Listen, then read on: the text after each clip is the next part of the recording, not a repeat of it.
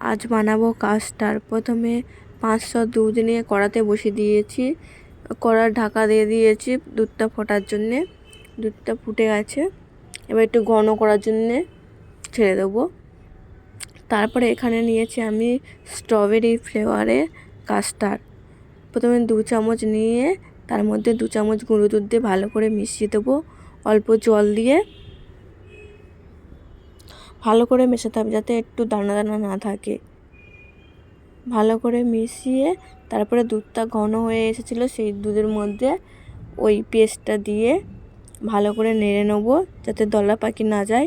তারপরে পরিমাণ মতন চিনি দেবো, দিয়ে কাজু কিশমিশ নিয়ে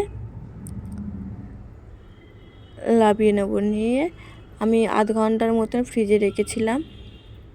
ঠান্ডা ঠান্ডা খেতে খুব ভালো লাগে কাস্টার্ড। গুঁড়ো দুধ আর কাজু কিশমিশ পড়েছে, আরও খেতে ভালো হয়েছে কাস্টার্ড।